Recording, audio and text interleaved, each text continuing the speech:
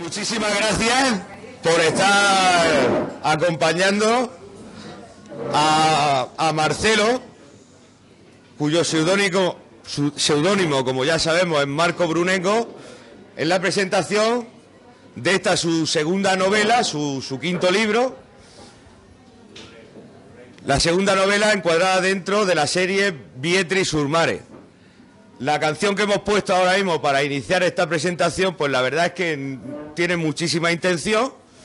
Supongo que los que, bueno, sí, recordáis, ahí va Zanicki cantando La orilla negra, la orilla blanca, o La orilla blanca, la orilla negra. Es una canción pacifista, es una canción que en la transición algunos lo utilizaron como un símbolo de libertad, y es una canción que evoca el espacio donde nos quiere llevar Marcelo con su novela, a la costa amalfitana en Italia. Según parece, por las fotos que tiene, por lo que hemos visto con él, es uno de los parajes, una de las costas más bonitas que hay en toda Europa. Es costa amalfitana porque Amalfi, que ahora es un pueblo, otros se han hecho más grandes, antiguamente era el pueblo más grande que había, han crecido otros más que él, pero en aquel momento pues era la capital, por eso se llama la costa amalfitana. Creo que es preciosa, unos pueblos con unos coloridos muy llamativos, un color de mar increíble, así que bueno, si no podemos ir, que la mayoría nos vamos a quedar con las ganas, pues allá va Marcelo y nos lleva. Y Marcelo nos lleva, pues, por medio de la novela, por medio de sus creaciones. Indudablemente el que estemos aquí, ya además de que Marcelo, un habanero más, venido de la Argentina, el que le acompañemos, yo creo que dentro de lo que cuesta hoy en día tener cultura en todos los sitios en general, pero en un pueblo más, pues yo creo que el que estemos aquí acompañándole, además de un símbolo de que queremos seguir cultivando nuestro alma, pues es que la amistad que nos une ya con Marcelo, estar aquí es realmente apoyar la iniciativa de una persona que le cuesta también una pasta el que sus creaciones vean la luz. Así que, por la parte que también me toca, me emociona mucho el que estéis aquí, me emociona mucho ver a David, con el que hace poco compartimos el primer Vietri sul mare. Me emociona ver pues muchos de los que estamos aquí, a Eli, que esté aquí con su amiga, que fue el primer sepelio del jefe, lo presentamos en el 2011. O sea que hemos ido de la mano, y todos los que estáis aquí hemos ido de la mano de Marcelo en esta, y no le vamos a dejar en absoluto solo. Me emociona ver a Antonio, que de aquí a poco también presenta su segundo libro de poemas, que tanto nos llega al alma, Antonio, esos pellizcos tuyos, cuando nos despertamos y vemos tus fotos y esos pellizquicos que nos llegan al corazón. Y igual que en el primer sepelio del jefe fue Lorenzo, quien fue el padrino, en el segundo sepelio del jefe fue Pilar Belmonte, el primer Vietri sul mare David y yo. Tuvimos que compartir el libro. Yo creo que para este también la madrina es un pedazo de zagala de aquí del pueblo, otra zagala que ha aportado mucho y que quien toca a su puerta siempre está. Yo creo que era en este caso la mejor para ejercer de madrina de la segunda novela de la serie Vietri sul mare, y no es ni más ni menos que Ariana Gómez Compari. Un aplauso para ella. Pues como ha dicho Domi, presentamos hoy la novela de Marco Brunengo, La venganza de Sofía, de ediciones UFO Burger. Como sabéis, se trata de un autor hispano-argentino cuya producción literaria comenzó con una serie de relatos que fueron recopilados bajo el título El sepelio del jefe, publicado en 2011. El micrófono, si no, no te cojo audio con el aroma. ¿Ahora? Pero agáchalo para abajo. Y habla con el otro. Ahí. ¿Así? ¿Perfecto? Tras el segundo sepelio del jefe, en 2012, y la evolución de la teoría de la evolución, llega Vietri sul mare, Alguien ha matado a Lucía, y dentro de esta ambientación encontramos una nueva novela de la que hablaremos a continuación, y quién mejor que el propio autor para comentarnos los aspectos más significativos de su obra y por lo tanto pues esperamos que nos acompañe Marco Brunengo, el protagonista de esta noche.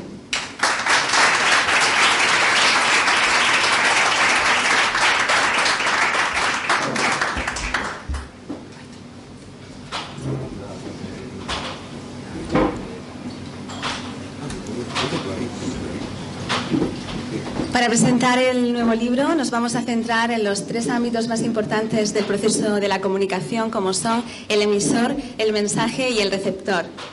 La pregunta con la que vamos a iniciar esta conversación, vamos a hacer una pequeña entrevista en directo para todos ustedes, y esa pregunta es el eje central de la historia que nos cuenta Marco Brunengo. ¿Qué cuentas en tu libro y cuál es la historia principal que articula todo lo demás?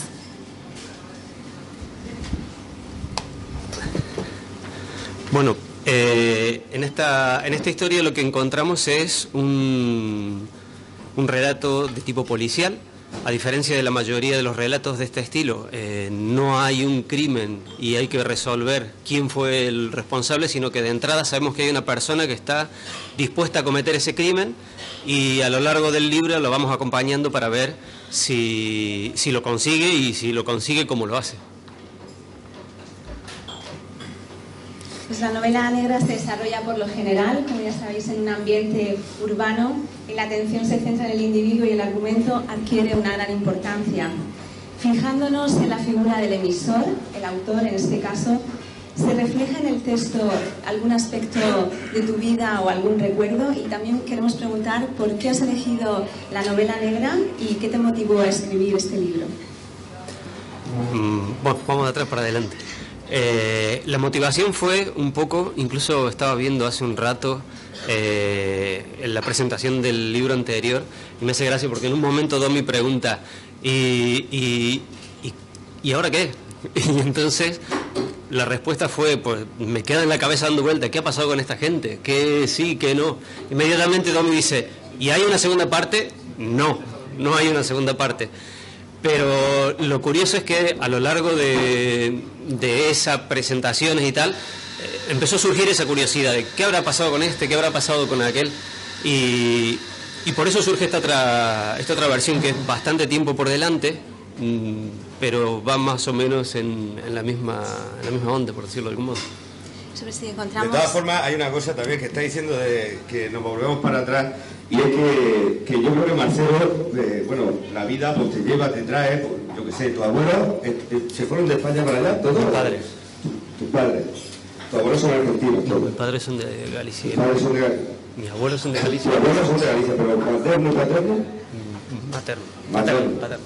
Bueno, pues, o sea que la vida, esto es así, tú estás aquí, te buscas la vida, y seguimos para acá Marcelo, pero indudablemente yo creo que Marcelo, una vez que viene aquí, la verdad es que está, pues no sé, un bananero más, ha jugado en nuestro equipo de fútbol, en Naranjofonio, pero es que ha pillado muy bien el carácter sopero del pueblo. Yo creo que lo has pillado muy bien, en el sentido de que nos engañó, o es que también los argentinos son así, tienen dos, y suelo. Entonces, o a lo mejor Marcelo Santamaría dice que no va a hacer más libros, pero Marco Brunengo sí. Ahí es la dicotomía. Pues, y entonces Marcelo, cuando presentó el primer sepelio, dijo que no, pero sí. Con el Pietri Surmare, alguien ha matado a Lucía, no, pero sí. Y entonces, claro, pues llega una bananera y dice, hombre, yo sé que han matado a Lucía, pero ahora ha sacado un segundo. El carácter sopero del pueblo, y dice, pero aquí ¿qué ha pasado? Nos deja ahí con ese estilo al principio y nos suelta un segundo que dijiste que no. ¿Quién fue? ¿Marcelo o Marco quien dijo que no? Qué difícil. Yo creo que no hay un Marcelo y un Marco. Lo que pasa es que, digamos, Marcelo, que tiene una profesión, tiene que portarse seriamente y hacer una serie de cosas, pero en realidad me tira más la parte informal, la parte de jugar con las cosas. Incluso cuando hay que hacer cosas formales, me gusta que todo sea un poco un juego. Entonces, el hecho de escribir no es decir, nos ponemos a hacer algo así dogmático y la gramática y empezamos por aquí y acabamos por allí, sino que es un poco un juego. Viene como una especie de remolino, una locura, y poquito a poco va cuajando y se queda algo que acaba teniendo esa forma. Y poquito más. ¿Y por qué forma de novela negra en sí? Novela negra es porque, en principio, los que me conocen saben que tengo un humor negro bastante negro, y todo lo que tenga que ver con misterio, sangre, dificultades y cosas así me tiran bastante más que los corazoncitos y los cúpidos. Pues vamos a hablar a continuación, después de lo que ha dicho Marco, del mensaje de la novela en sí, que parece no profundizar en implicaciones psicológicas o sociales, pero sí que es un reflejo de la situación en la que se ven envueltos los protagonistas. Los personajes de este tipo de novela no suelen ser personas con raíces, sino que se presentan desligados un poco de la sociedad y envueltos en la búsqueda de su propia identidad, tal como nos dice John Maclean. Entonces vamos a hablar un poquito también de los personajes para todos ustedes y de dónde procede esa inspiración para crearlos. Hay una pequeña diferencia entre la primera y la segunda historia. En la primera historia surge a partir de un individuo y toda la historia se va generando alrededor de ella. En realidad la historia en sí surge a partir de que se me cayó un helado. Ya, eso viene por otro lado. Pero una vez que ya tenía la idea un poco gestada, todos los personajes van surgiendo a partir de lo que le pasa a ese individuo principal. En el caso de la segunda historia es un poquito imaginar qué es lo que le estaba pasando a cada uno de los personajes que quedan como residuales de la primera, ¿sí? Y los personajes nuevos surgen de...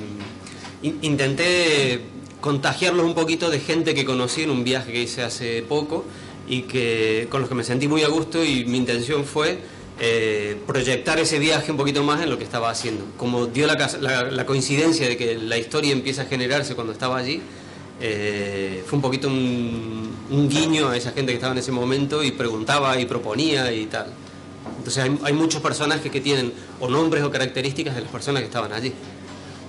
Sí, muy curioso, y además podemos hablar también de cuáles son los niveles de importancia dentro del texto, cuáles son los personajes principales, los secundarios. Sabemos que Sofía será un personaje pues bastante principal, después vienen los inspectores, todas las amigas que anteriormente, como hemos dicho, pues esto, aunque no es una segunda parte, pero sí que tiene mucha conexión con el anterior, que es el de Alguien ha matado a Lucía. Entonces hay también una repetición de esos personajes. Sí, la intención primera fue que si había una continuidad no fuera directa, que no fuera necesario conocer lo que pasa en la primera historia para entender la siguiente. Entonces por eso se va en el tiempo bastante adelante, son 11 años, como comentaba, 11, si lo decimos en inglés once, es alguna vez, no estrictamente 11 años, pero los personajes adquieren más o menos protagonismo en función de las circunstancias que van pasando, pero no es que quisiera destacar alguno en particular para reivindicarlo en sí.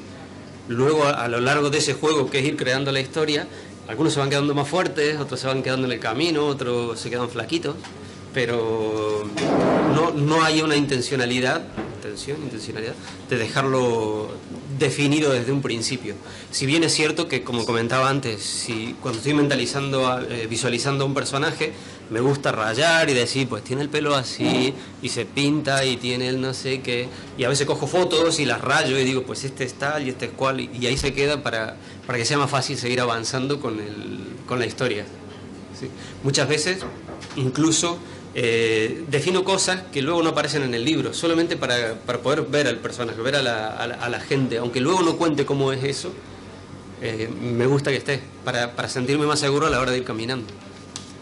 Y podemos decir que hay una figura de un héroe, que serían los inspectores, la Wolfe y la otra inspectora, y una, no sé, dicotomía a lo mejor con el antihéroe. En este caso, pues sabemos que ha ocurrido un asesinato también. O varios. O varios, no sabemos. Habrá que leerlo para... Sí, a mí no me gusta la idea de los personajes puros. O sea, ni la gente súper buena que hace todo bien, ni la gente súper mala que no vale para nada o solo para hacer cosas malas. Yo creo que la gente en la vida real tiene matices y es importante que eso se vea también ahí. El hecho de que normalmente en la novela negra el policía sea el super personaje, pues un poquito me choca. Cuando se termina Vietri Sulmare, Alguien ha matado a Lucía, me comentaron varias veces, yo es que le hubiera dado más caña al inspector y me hubiera gustado darle más protagonismo y que saliera y que tal. Entonces, claro, lo tenía ahí, como quien dice, a huevo para darle en la segunda vuelta, pues arriba el tío. Pues no, no, porque no, me parece que son poco creíbles los personajes cuando son super personajes. O sea, lo que estoy haciendo un cómic de superhéroes, me gusta más humanizarlo. ¿Ha surgido la creación de algún personaje conforme evolucionaba la historia? ¿No estaba pensado desde el principio? Sí, sí.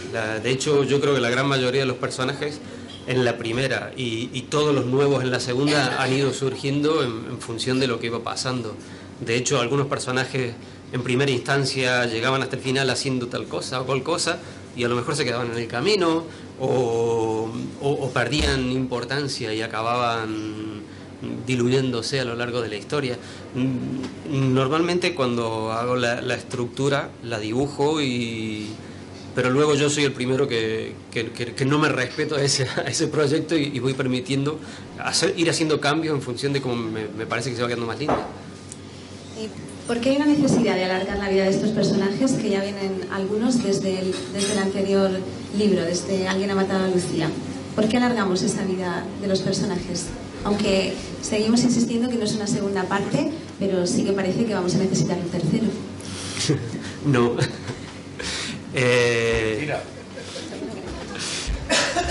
No sé, yo creo que la segunda historia surge justamente de eso, de los personajes.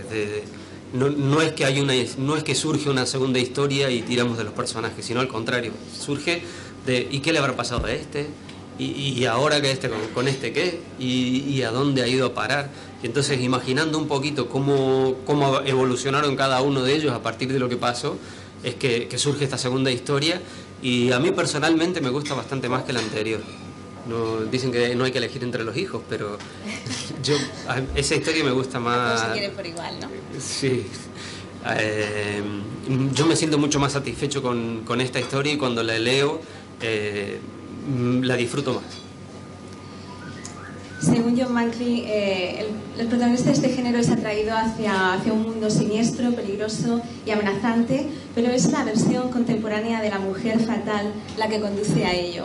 Yo encuentro en tus novelas una fijación por resaltar la belleza de los personajes femeninos. Creo que esto, pues alguien te lo ha comentado también, y se trata de una recreación de esa figura de la femme fatal.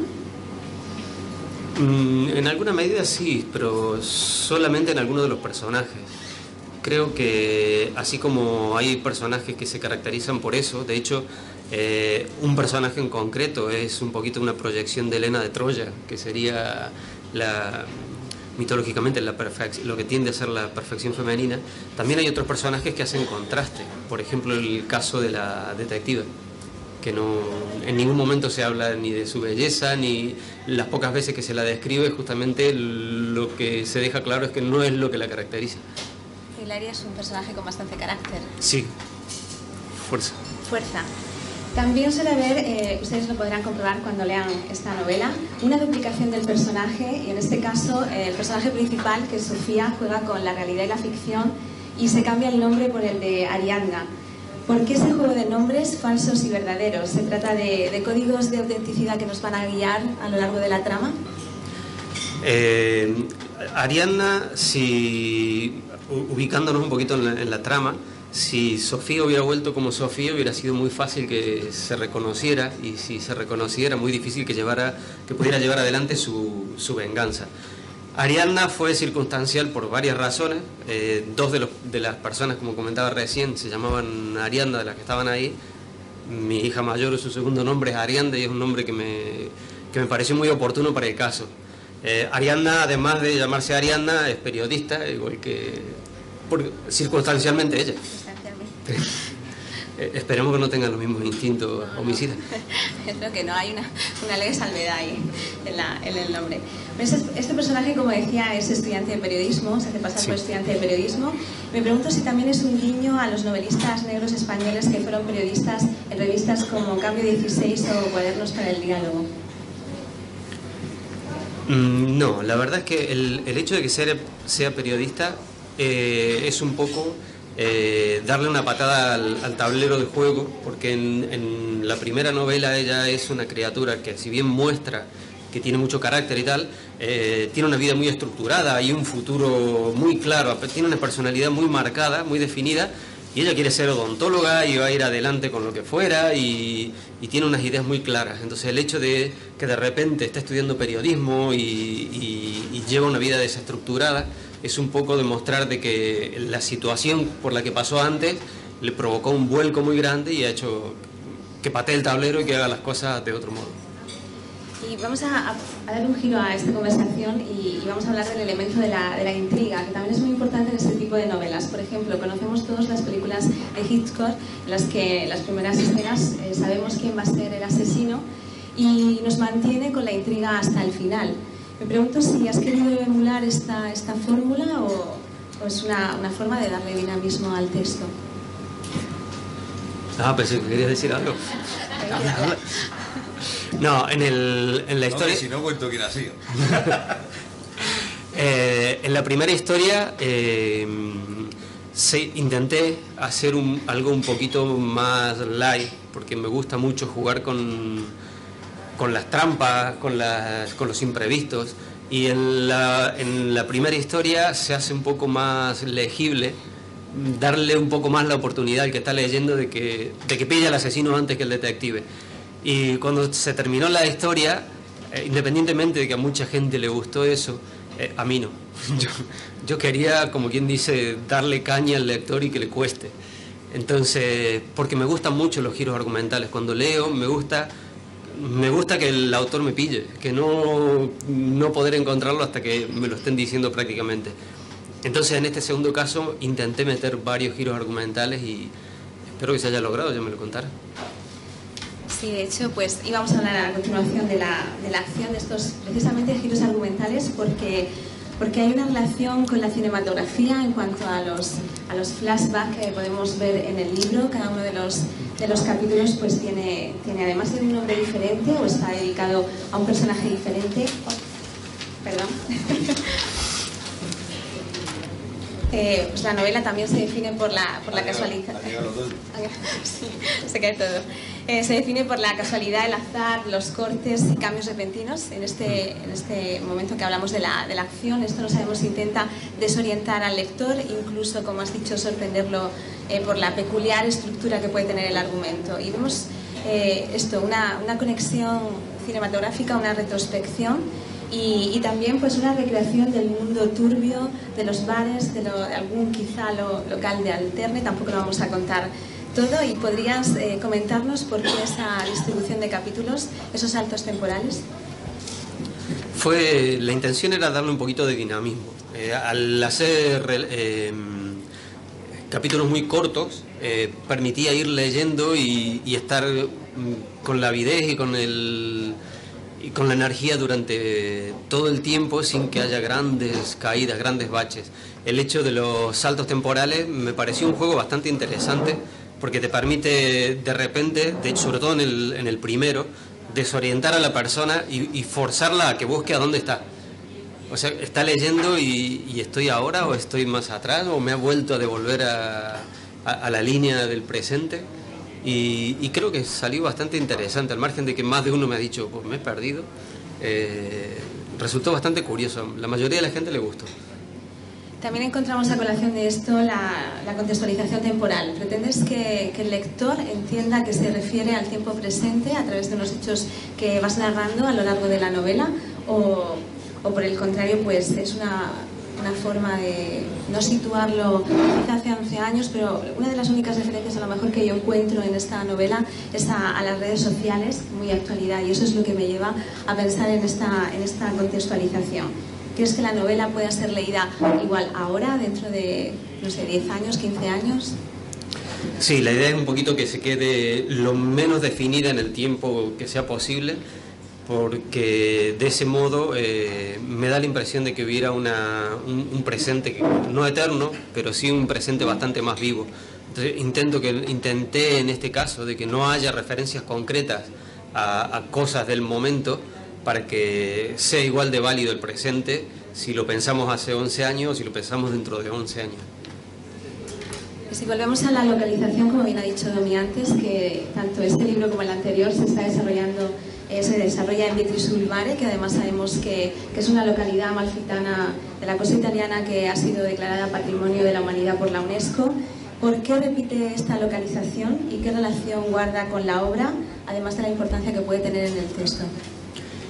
Se repite localización porque es un mal necesario para poder consumar la venganza. Pero se hace concretamente ahí porque la mayoría de la novela negra es en aspectos oscuros. Tú lees novela negra y a mí me huele a musgo, porque normalmente está en sitios húmedos, muy nórdicos, si bien hay excepciones. Pero una de las premisas fue justamente ir al punto contrario, que no solo sea un entorno luminoso y festivo, sino que el contexto lo fuera, que se ven fiestas, se ve la gente saliendo por la noche hasta altas horas, no eso de cenar a las 6 de la tarde y todo el mundo pitando al lado de la hoguera o la cama.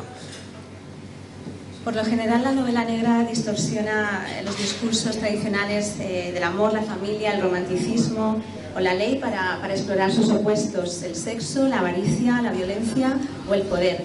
¿Es este caso? ¿Encontramos estos temas en la novela? Yo creo que sí. Sí. Sí, pues es un aliciente, ¿no?, para las personas que quieran leerlo. Además, otro aliciente es que este tipo de novelas hace una crítica sociopolítica. ¿Qué mensaje quieres transmitir con tu novela? ¿Hay un mensaje concreto o varios? No, hay una alusión muy puntual, pero creo que es eterna.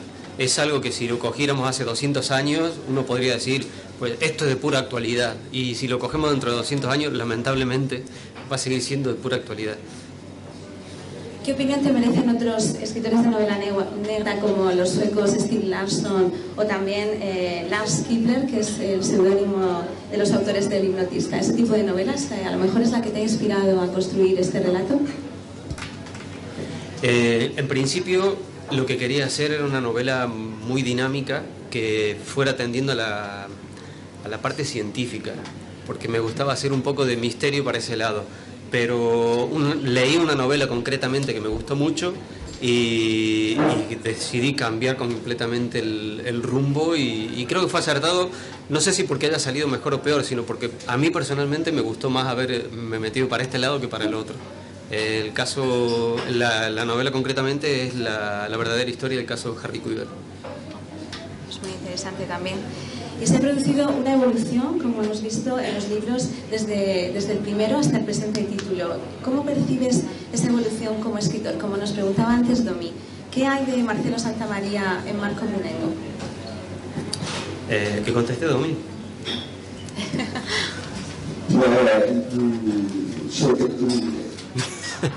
Eso lo descubres cuando te invita a un asado argentino en su casa. O sea que ahora iremos... vamos a ver... indudablemente él tiene que utilizar un seudónimo porque yo creo que en Marcelo hay dos personas. Cuando lo conoces, cuando hablas con él, cuando hemos tenido la suerte de compartir tequila, yo no sé si realmente, bueno, cuando sale se rompen las almas porque también Marcelo, entre otras cosas, tomar por saco yo tal, tuvo una turbulenta historia en su Argentina natal, un informe que hizo él que no sentó bien a ciertos sectores importantes de la ciudad, y Marcelo tuvo un extrañísimo accidente que estuvo a punto de costarle la vida, y es así. Yo no sé si esto es como un pedirle cuenta a la vida, Marcelo o Marco. Yo creo que ahora mismo va más a Marco que a Marcelo. Yo no sé. Es un poco raro, la verdad. Yo sigo viéndolo y... La manera de contar, porque sí, cuenta esto. O sea, sí, donde hay sangre, donde hay asesinatos, donde hay ajustes de cuentas. Sí, lo que pasa es que es parte de una historia que uno va viviendo, uno va evolucionando en su vida, y si has visto sangre y has tenido la suerte o la desgracia de tener que avanzar con ese tipo de cosas, esas cosas se te van quedando y encuentras el modo de canalizarlo de algún modo. Y me parece bastante curioso hacerlo de este modo porque en el fondo salen cosas muy lindas. Tú te puedes divertir o te puedes lamentar con lo que te ha pasado o con lo que crees que te ha pasado. Y yo creo que la mejor forma de avanzar es divirtiéndose, es intentando canalizarlo del modo más positivo. Yo disfruto mucho escribiendo y me encantaría que la gente disfrutara leyendo. Yo creo que los que también hemos seguido tu obra, Marcelo, cuando yo empecé a leer el Vietri Surmare, Alguien ha matado a Lucía, yo me acuerdo que le dije a él, digo, aquí hay otro Marco, mucho más intenso, mucho más... Te puede gustar o no te puede gustar, indudablemente, si nos centramos y nos concentramos en el estilo y todas esas cosas, en el primer sepelio del jefe, aún está porque alguien no nos descifre, porque tú decías un montón de cosas que eran argentinas, eso no me... Había unos cosas que decía montones, eso, entonces, esa evolución que has tenido, entonces en un poco aparece Segundo sepelio del jefe, donde hay unos cuentos interesantísimos y donde ya empieza a despertar el interés, ya no... Indudablemente estamos hablando al nivel de un escritor amateur que pretende lo que pretende. Eso por delante.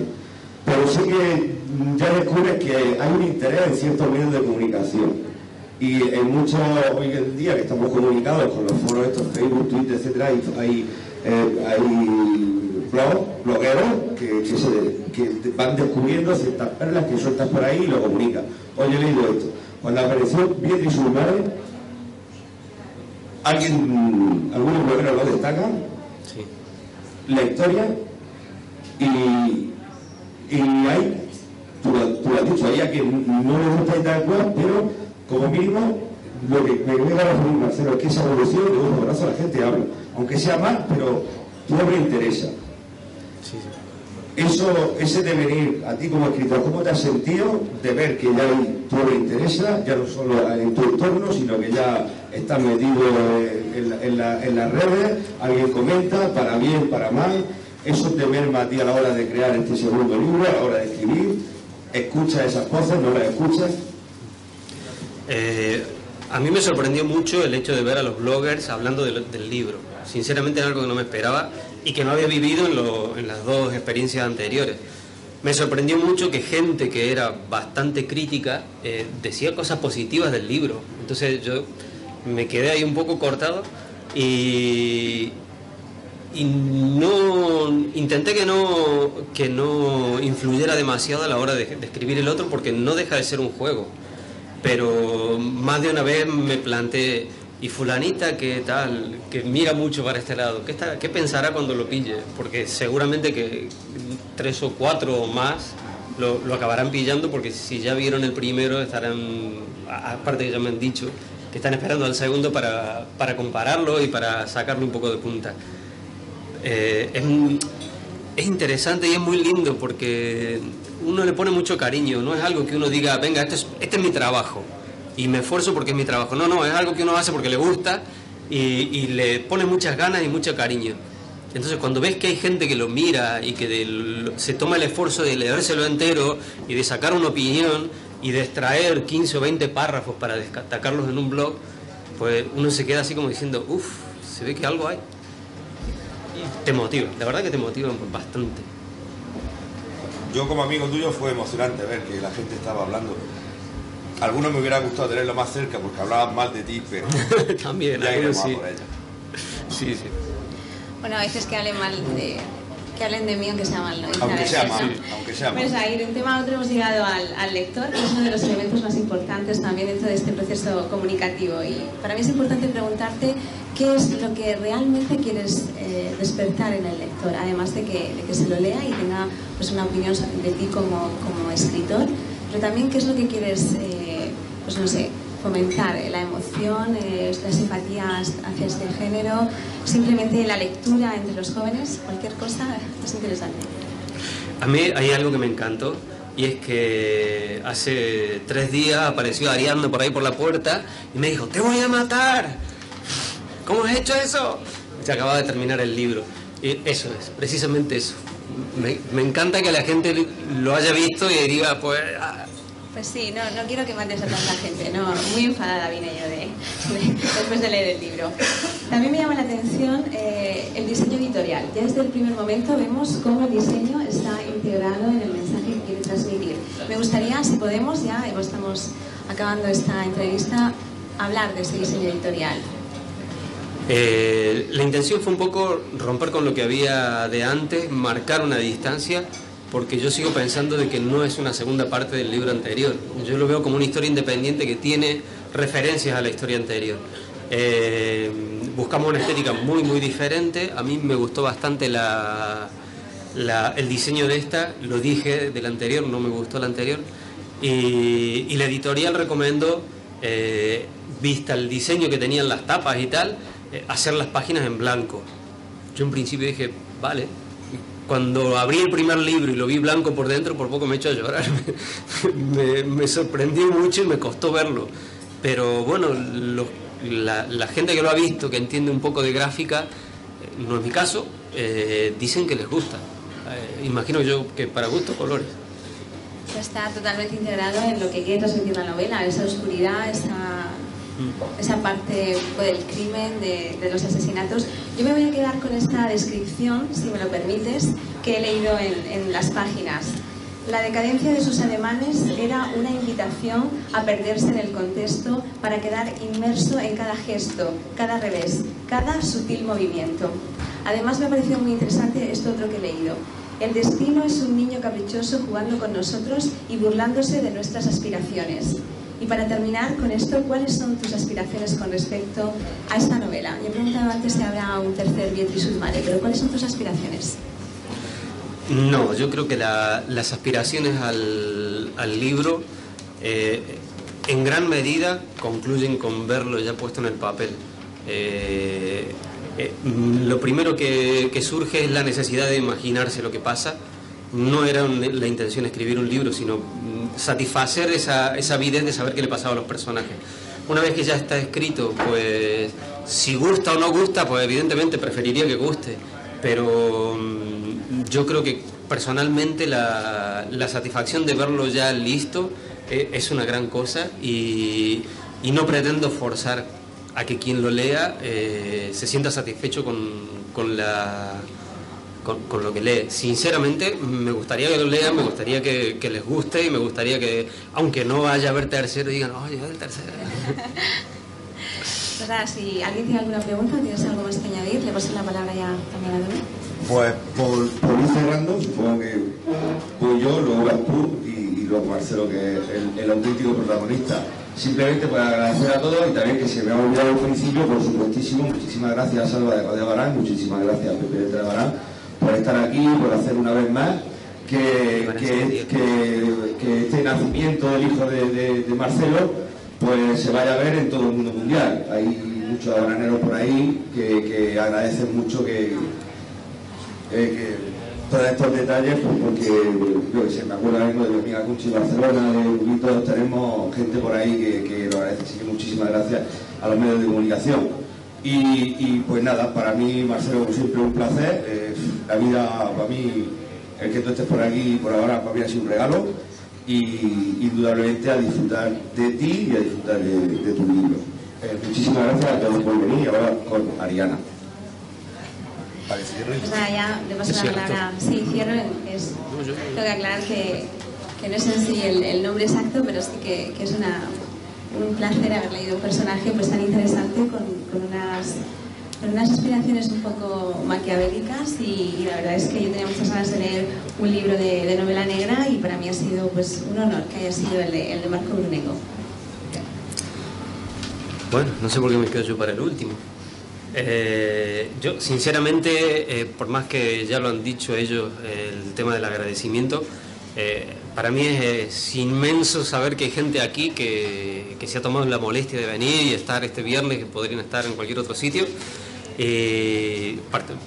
pasando este ratito aquí. Yo sinceramente no me queda otra que agradecerles ese detalle de estar, y por supuesto ellos dos, que son los que se lo han currado para que esté esto así. A aquellas 3 mujeres que están por ahí, que son los que me han tenido que aguantar todo este tiempo, con esto, con el anterior, con el anterior, con el anterior. Y bueno, un poquito más, muchísimas gracias. Sinceramente, muchísimas gracias. y espero no huyan ya, todavía queda por abrir una botella, por lo menos para brindar y celebrar que ya está vivo.